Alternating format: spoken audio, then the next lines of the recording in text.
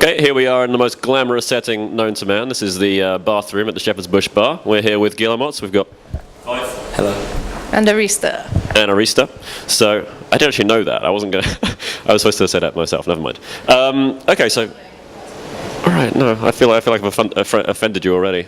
No. 17 seconds in and we're bombing. It's all right. 17 seconds is good. That's, You're doing pretty well. Well, thank you. Appreciate it.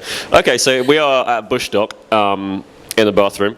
And obviously you guys are going to be headlining tonight in Shepherd's Bush Bar. But what are you doing for the rest of the day? Which bands are you interested in seeing? Status Quo. I think that'll be good. That'd be amazing if they were playing a secret gig, actually. I don't know, Cheetah Fires, I think Marquez Olivier, is that how you pronounce it? If it's the guy I'm thinking of, I don't know if it is. I've seen his name around. I think he plays the violin and sings, but he might not. I might be just thinking of another French-sounding name. You want to see Fink, don't you? I really want to see Fink, but they're on at 9:30, so we're on at 10:30, so then I don't know, it's a bit close. A lot of misplaced THs there. Thinks and not. These things are the best things are the things you don't have plans to see and you just stumble across. Absolutely, like a bathroom. Well, normally I tend to go to a bathroom intentionally. It's not often I stumble across one, but the times that I do have been some of the dearest times of my life. Don't say that, Five. That sounds really dodgy. It's fine. We can cut it out. Okay, so obviously you guys are playing quite a few festivals this summer. I think you were at Glasgow, Great Escape, you were Garden, Dr. Dot, etc. That was a good run through. Which ones? Wilderness. Yeah. Which ones are you most excited about? What's your favourite? It just sounds like a really good bill. Glastonbury, obviously. I mean, all of them in different ways. One. Oh, yeah, the food one. Big festival, is that? Yeah. We like food, so yeah. That'll be fun. That'll be.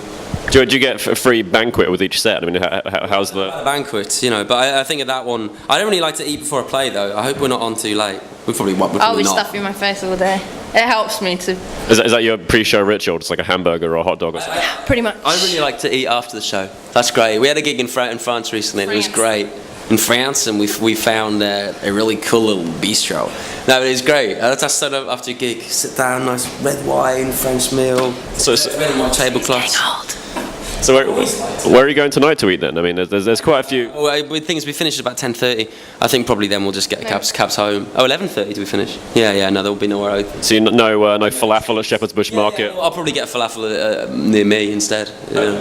There are some great kebab shops around here. Shepherd's Bush Green is. But there's a pretty good one in Stoke Newton.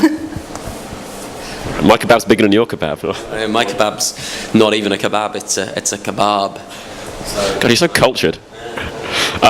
Next question was going to be, obviously we just mentioned there's like 8,000 festivals you guys are playing this summer. Do you think there are actually too many festivals now? Is there a saturation? I mean, it's all a bit fun, isn't it? I don't know. I mean, maybe. I don't know. I know what you mean.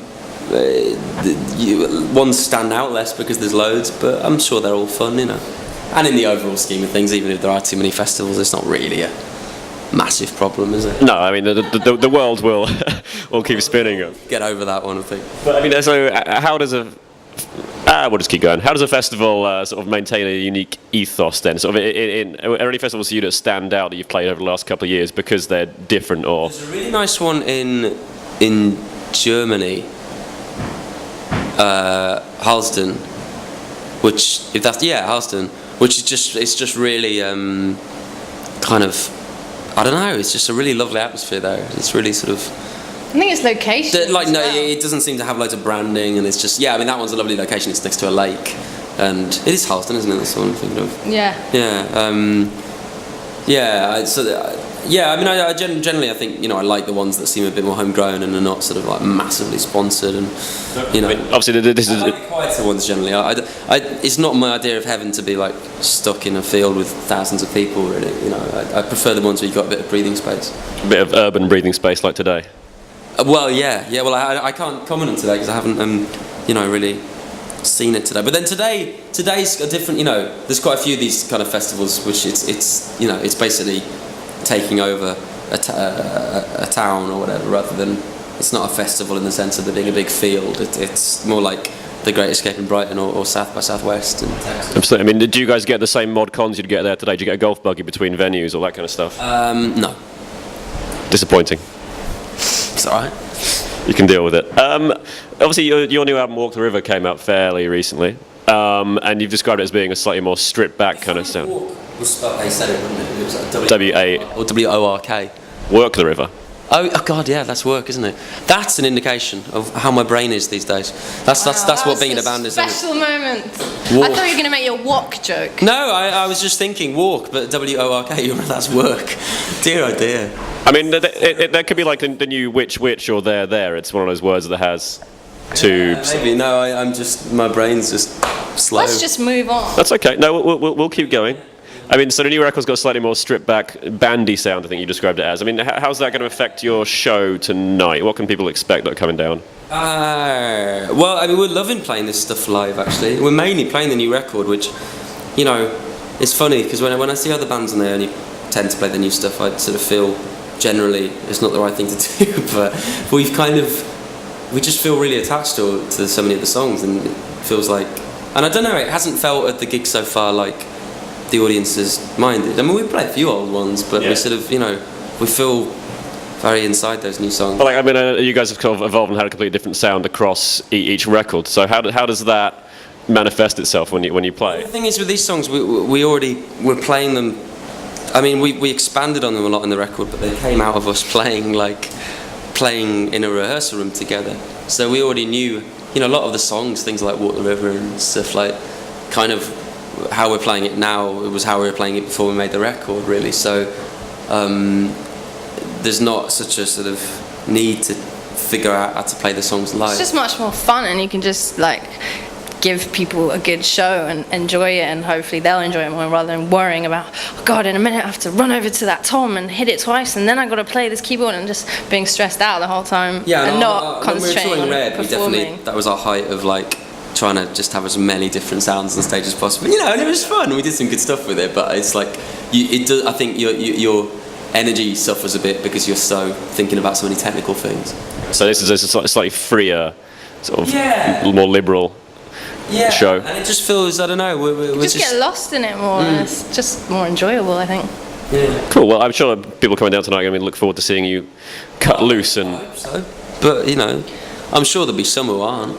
And it's our job to throw cabbages change them. At me. Well, as long as they wash them first, in these E. coli times, I mean, you really don't want unwashed cabbage. I wouldn't mind. Cherry tomatoes, I could try and catch in my mouth actually, but I probably wouldn't manage. No one ever. It's like when you do Maltesers as a kid and you try and it never really works out. One final question for you guys. Sorry, we're taking up quite a lot of your time, and this bathroom's really hot. I know, places to be, falafel to eat. What's the best thing that's ever happened to you guys at a festival? What's your... Ooh, not on the mic. Best festival anecdote you've got?